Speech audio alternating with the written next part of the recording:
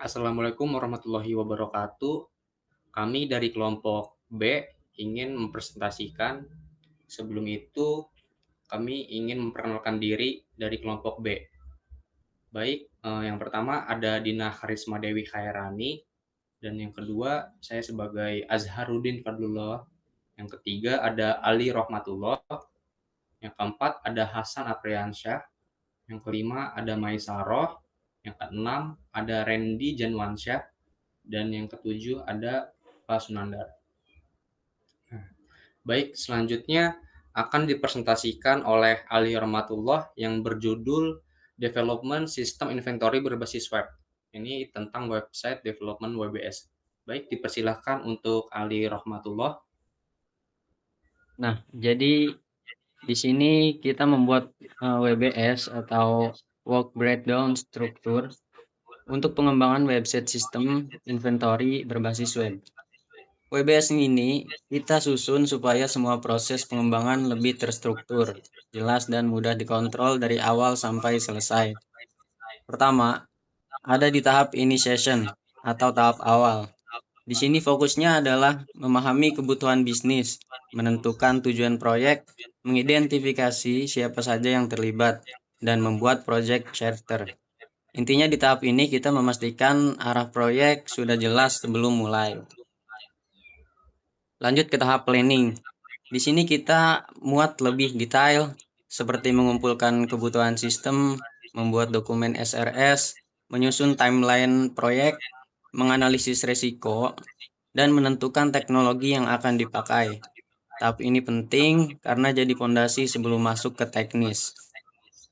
Selanjutnya ada tahap desain.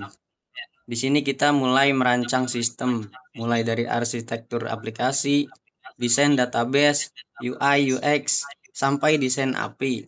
Jadi, semua gambaran sistem sudah dibuat sebelum coding dimulai. Setelah itu ada tahap development. Ini adalah proses inti di mana kita mulai setup environment, develop backend and front end, lalu integrasi sistem. Selain itu juga ada versi kontrol dan kode review untuk memastikan kualitas kode tetap terjaga. Berikutnya di tahap testing. Di sini sistem diuji mulai dari unit testing, integration testing, sistem testing, sampai UAT. Tujuannya untuk memastikan semua fitur berjalan sesuai kebutuhan dan minim bug. Setelah lolos testing, masuk ke tahap deployment.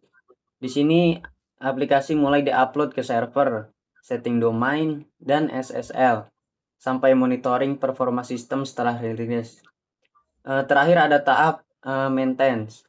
Ini adalah tahap setelah sistem digunakan yang meliputi monitoring performa, perbaikan bug, update fitur, serta backup dan keamanan sistem. Jadi sistem tetap berjalan optimal dalam jangka panjang. Untuk gensetnya akan dijelaskan kepada saudara Azhar. Ya, baik. Di sini untuk project roadmap-nya, identifikasi kebutuhan bisnis ini dilakukan dengan 2 hari. Yaitu sudah ada PIC-nya, dengan PIC-nya itu sistem analis. Dan di sini berwarna biru itu masih dalam progres. Dan untuk penentuan tujuan proyek di sini dilakukan 1 hari di hari ketiga. Dan untuk identifikasi stakeholder di sini dilakukan 1 hari, yang dimana berwarna hijau ini sudah selesai. Dan untuk pembuatan project charter dilakukan 2 hari di hari kelima dan keenam dengan PIC Project Manager. Untuk planning di sini sudah ada PIC-nya itu TBA, dan pengumpulan kebutuhan requirement ini dilakukan 3 hari dengan PIC sistem analis, dan 2.2 ada analisis kebutuhan sistem yang dilakukan 4 hari dengan PIC sistem analis. Dan perencanaan timeline proyek ini dilakukan 2 hari dengan PIC Project Manager. Dan di sini ada perencanaan risiko. Perencanaan risiko ini dilakukan dengan 2 hari dengan PIC Project Manager. Dan 2.5 ini ada penentuan teknologi yang dilakukan 1 hari dengan PIC Project Manager. Untuk di desain ini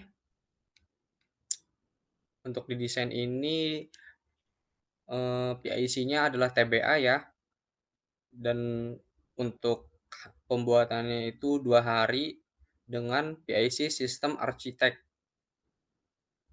Dan di sini ada desain database. Desain database ini dengan PIC Backend Developer yang dilakukan 2 hari. Dan 3.3 ini desain UI UX yang dilakukan dengan 3 hari dengan PIC UI UX Designer. Dan desain API ini dilakukan 2 hari dengan PIC Backend Developer. Dan selanjutnya keempat ada Development Setup Environment Development 4.1. Itu PIC-nya dengan Full Stack Developer. Dan duration dengan dilakukan 2 hari. Untuk pengembangan backend ini dilakukan 6 hari dengan PIC Backend Developer. Dan pengembangan front-end dilakukan dengan 6 hari dengan PIC Front-end Developer. Di sini ada integrasi sistem, ada version control, dan code review. Untuk testing, ada unit testing di sini.